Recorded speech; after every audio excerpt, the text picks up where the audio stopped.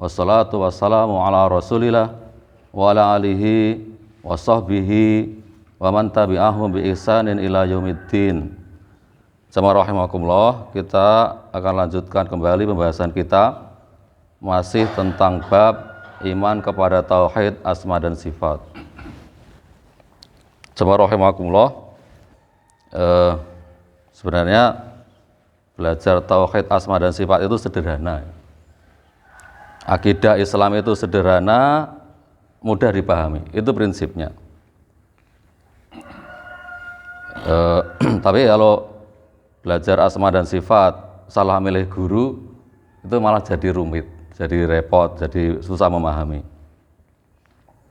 Intinya pengalaman kita ya, kalau belajar dengan guru yang pemahamannya lurus, dengan rujukan kitab yang jelas, insya Allah mudah memahaminya. Jadi kalau kita belajar asma dan sifat, sebaiknya kita tahu belajar pemahaman yang benar dulu. Yang benar bagaimana kita pahami dengan kuat, setelah itu baru belajar tentang penyimpangan-penyimpangan pemahaman yang ada. Tapi kalau sejak awal belajar iman terhadap nama dan sifat Allah, dari ilmu kalam, dari filsafat, ya malah repot meluruskannya. Jamaah rahimakumullah, seperti itu. Jadi belajar yang benar dulu, baru belajar penyimpang-penyimpangannya. Insya Allah akan lurus. Jamaah rahimakumullah, di pondok kami kitab rujukan dalam belajar tauhid asma dan sifat saya sebutkan ya. Yang pertama kitab Qawaidul Mutslah karya Syekh Muhammad bin Shalih Al-Utsaimin. Di Pogung tiap tahun itu ada pelajaran ini. Ini kitab rutin yang dipelajari oleh murid di Ma'had Ilmi Pogung. Ada 3 ustadz yang kita belajar kepadanya tentang kitab ini. Kitab Qawaidul Mutslah 3 hari, pelajarannya 3 hari. 3 hari berturut-turut dari jam 8 pagi sampai sebelum asar. 3 hari berturut-turut belajar nyatet kitab Qawaidul Mutslah, nggak ada ketawanya, nggak ada lucunya. Itu tentang prinsip-prinsip, kaidah-kaidah untuk memahami asma dan sifat Allah. Itu yang kitab rujukan pertama ya, kitab Qawaidul Mutslah karya Syekh Muhammad bin Shalih Al-Utsaimin. Kemudian kitab berikutnya kitab Lum'atul I'tiqad karya Ibnu Qudamah Al-Maqdisi, sudah ada terjemahnya yang disyarah oleh Syekh Utsaimin dan Syekh Fauzan, mudah sekali untuk dipahami, ada terjemahnya. Kemudian yang kitab berikutnya yang lebih lanjut adalah kitab Aqidah Wasithiyah dan Aqidah At-Thahawiyah. Tapi kalau kita belajar 2 kitab yang awal, kitab Qawaidul Mutslah dan kitab Lum'atul I'tiqad, insya Allah sudah cukup memiliki pemahaman yang kuat, yang lurus. Jamaah rahimakumullah, jadi intinya kalau belajar asma dan sifat itu ya terima secara tekstual yang ada disebutkan dalam Al-Quran dan As-Sunnah. Terima makna tekstualnya, jadi terima lafadznya dan terima makna aslinya, itu aja, kan gampang ya? Itu pengantarnya. Kita mulai nggih. Iman kepada tauhid asma dan sifat. Bagaimana prinsip Ahlus Sunnah wal Jamaah berkaitan dengan iman kepada Allah dalam hal tauhid asma dan sifat. Jamaah rahimakumullah, rukun iman itu ada 6. Dan dari rukun iman yang 6 itu masing-masing ada rincian yang juga harus diimani. Jadi rukun iman ada 6 ya. Yang pertama iman kepada Allah, itu ada rincian-rinciannya. Nah, poin-poin rincian itu harus juga diimani dengan keimanan yang lurus, yang benar. Iman kepada malaikat itu ada rinciannya. Poin-poin rinciannya itu pun juga harus dipahami, diimani dengan benar. Begitu juga rukun iman kepada yang lain, itu ada poin-poin rinciannya. Iman kepada kitab, iman kepada para nabi, iman kepada hari kiamat, iman kepada takdir, semua itu ada rincian-rinciannya yang juga harus diimani. Jamaah rahimakumullah, seorang muslim akan menjadi sempurna imannya itu bagaimana? Apa syaratnya? Apa kriterianya seorang muslim memiliki iman yang sempurna? Iman seorang muslim akan sempurna jika imannya itu memenuhi poin-poin rincian-rinciannya juga. Jadi jangan hanya beriman kepada globalnya, tapi juga beriman kepada rincian-rincian keterangan yang lebih detail. Jamaah rahimakumullah, misalnya jika ada orang yang beriman kepada Allah, tapi orang itu tergelincir dalam poin-poin rincian iman kepada Allah, maka imannya menjadi tidak sempurna. Seperti itu. Dan itu berisiko. Iman seseorang tidak sempurna itu ada risikonya.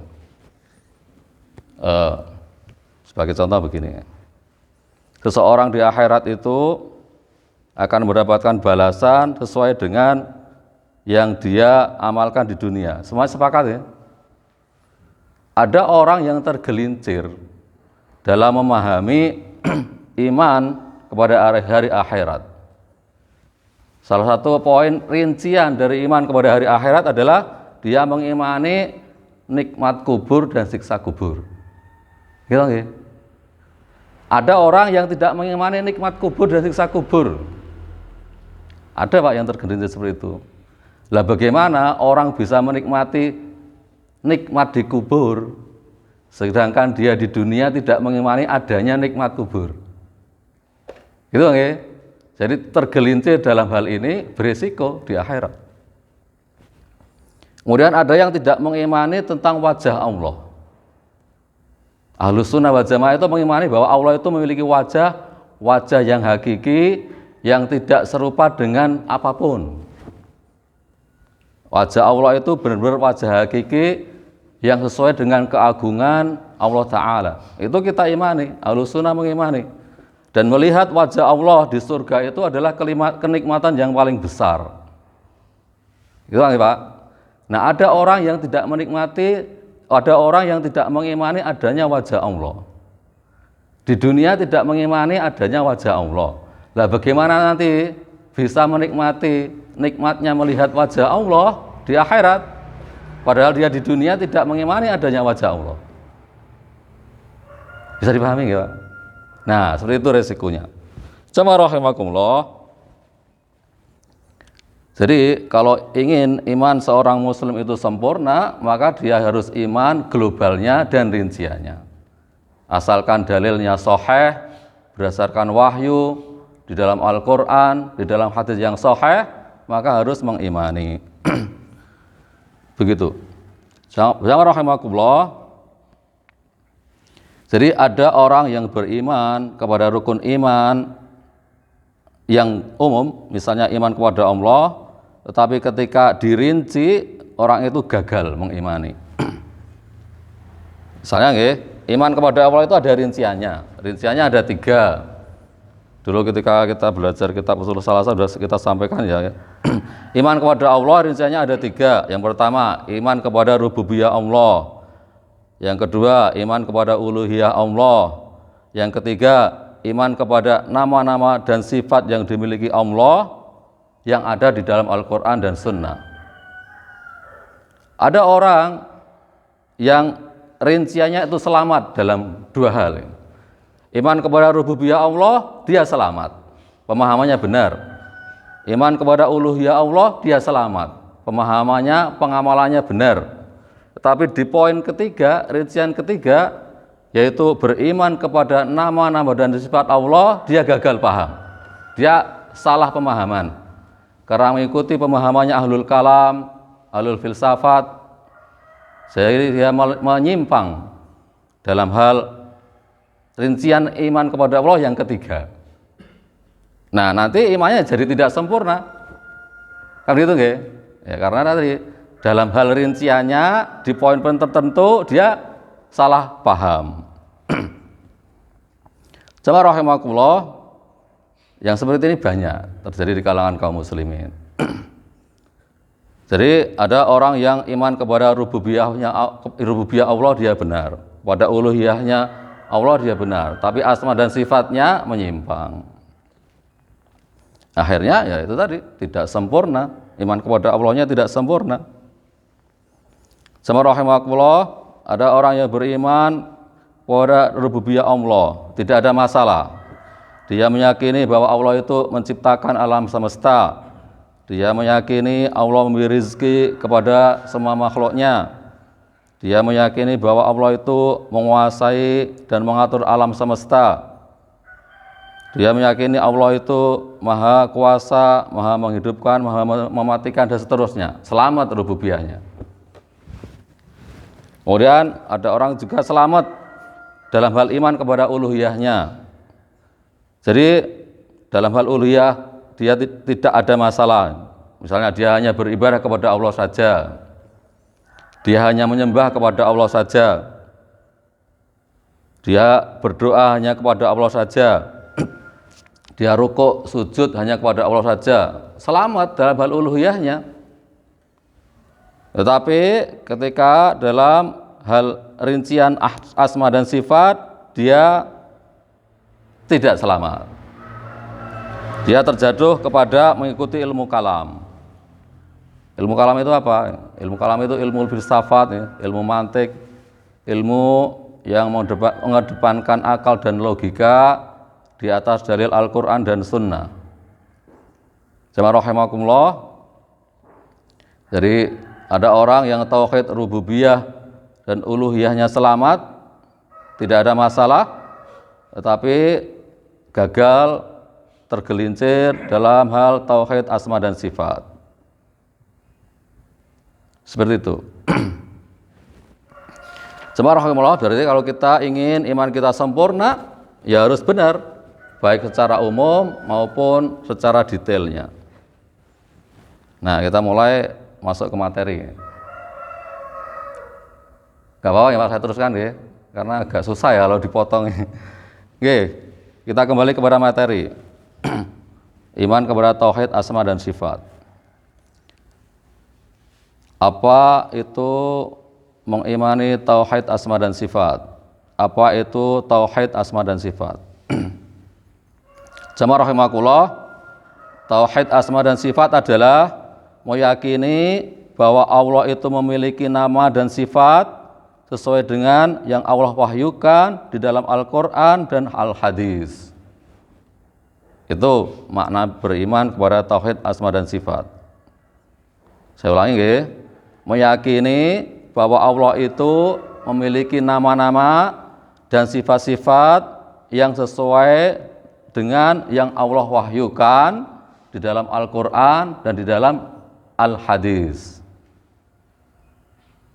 Nah, kemarin kita sampaikan bahwa sifat, kata sifat, lafaz sifat dalam bahasa Indonesia, dalam bahasa Arab itu agak berbeda maknanya.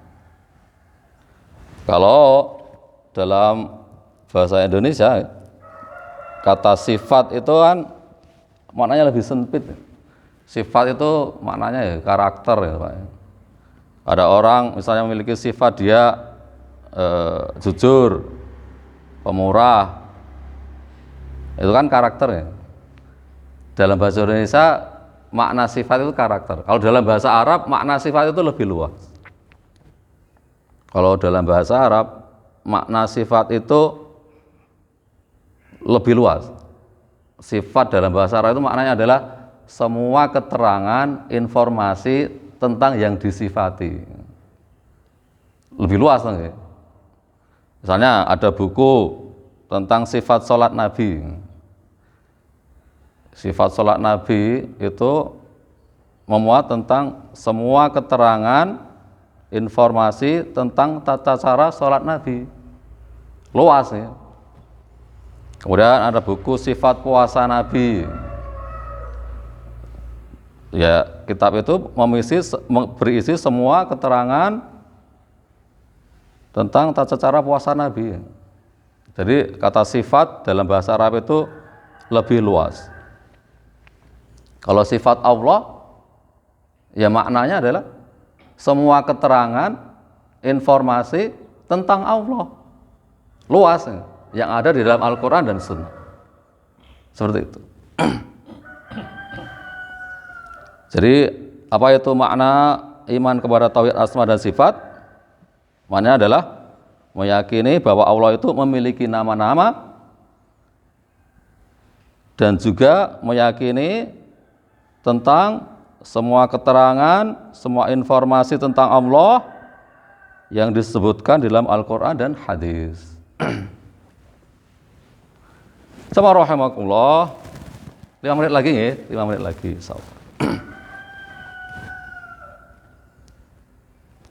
Jemaah rahimakumullah, di dalam Al-Quran itu banyak informasi tentang Allah.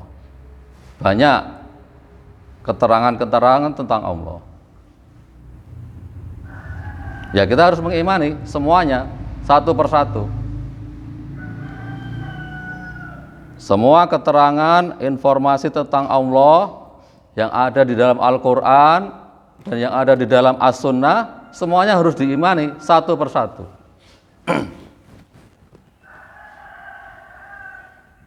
Misalnya di dalam Al-Quran Allah menginformasikan bahwa dirinya memiliki 2 tangan yang digunakan untuk menciptakan Adam. Di dalam hadis yang sahih Allah menginformasikan bahwa Dia Allah Ta'ala turun ke langit dunia di sepertiga malam terakhir. Kemudian di dalam Al-Quran disebutkan juga bahwa Allah itu beristiwa bersemayam di atas arsy. Ketika poin di atas ya harus diimani dengan pengimanan yang benar. Jemaah rahimakumullah, di dalam Al-Quran itu Allah banyak memberikan keterangan tentang dirinya. Tujuannya apa? Tujuannya adalah untuk memperkenalkan dirinya kepada umat Islam. Supaya apa? Supaya kita yakin bahwa Allah itu benar-benar ada.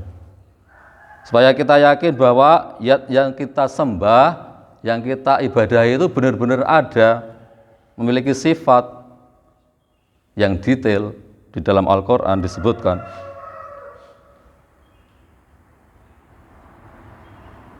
Seperti itu. Jadi kalau kita mendapat informasi yang banyak tentang Allah, maka kita akan semakin yakin bahwa Allah itu ada, yang kita sembah itu benar-benar ada, sehingga kita tidak ragu. Dan itu kan penting, gitu Pak. Penting sekali. Kita menyembah Allah itu benar-benar kita yakin Allah itu ada, Allah mendengar doa kita, Allah akan melihat rukuk sujud kita, Allah akan melihat niat dalam hati kita semuanya. Sehingga kita akan berusaha menyempurnakan ibadah kita kepada Allah Ta'ala. 2 menit lagi. Jemaah rahimakumullah,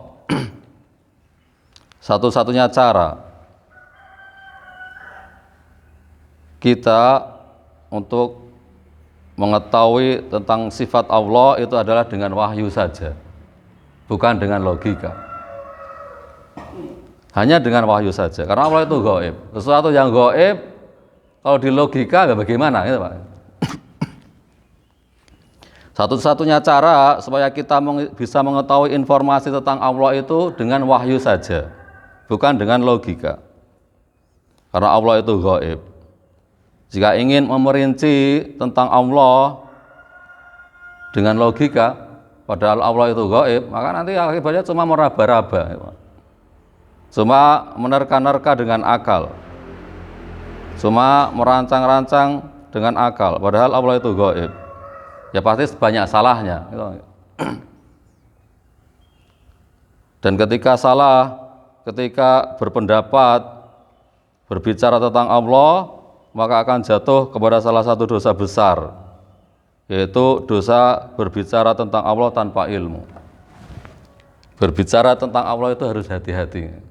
Kalau sampai salah, akan jatuh ke dalam dosa besar, yaitu dosa berbicara tentang Allah tanpa ilmu. Dalilnya surat Al-A'raf ayat 33, saya bacakan sebagai penutup. Wa an taqulu 'alallahi ma la ta'lamun.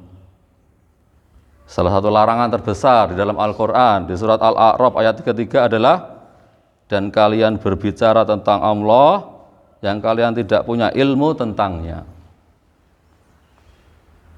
Ya, seperti itu.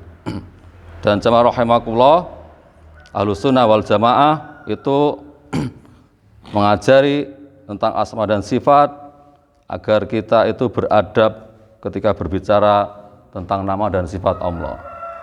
Salah satu beradab ketika berbicara tentang nama dan sifat Allah adalah berbicara berdasarkan informasi yang ada di dalam Al-Quran dan As-Sunnah saja. Seperti itu. Jemaah rahimahullah, sudah selesai. Waktunya sudah habis. Insya Allah kita akan lanjutkan pekan depan. Kita akan ulang-ulang sehingga bisa tercerna dengan baik karena materinya berat nih. Saat kami itu kalau ngajar itu pelan-pelan, per kalimat per kalimat, perkata per kata ketika melajari asma dan sifat Allah.